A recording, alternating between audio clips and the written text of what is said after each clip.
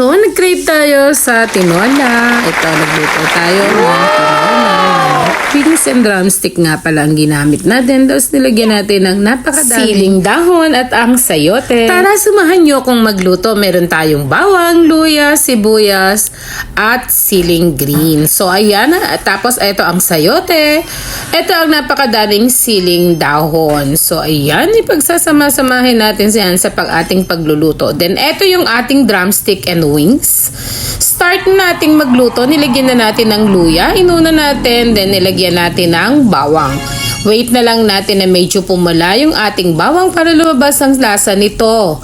Ayan, hintayin lang natin. After that, lagay natin yung mapulang sibuyas na isa na rin sa magdadagdag ng panlasa dito sa ating tinola. Ayan.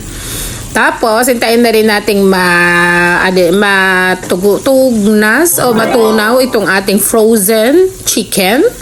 Ayan, drumstick and ating wings. Tapos, nilagay na rin natin yung sayote sa ating paggigisa.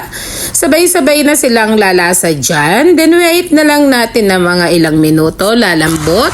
Mawawala ang pagka-frozen ng ating chicken. Ayan.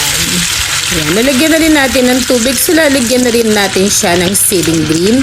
Isa ito sa magpapabango at magpapasarap din ang ating niluto. So, ito na yung ating finished product. Ayan, napakasarap na tinola. So, nag-crave tayo ng tinola kaya naisip nating magluto dito. Ayan, ayan. Minagdagan ko pa ng sili kasi isa yan sa nagpapabango at nagpapasarap sa ulam. Akala natin, design lang to, no po. Isa siya na sa nagpapasarap at nagpapabango. Ayan. Meron na tayong masarap na soup at meron tayong masarap na lunch. Kung nagustuhan nyo naman po ang aking video, palike naman po ako, comment and share. Don't forget, papalaw na rin po ako sa aking lambing sa inyo. Happy lang!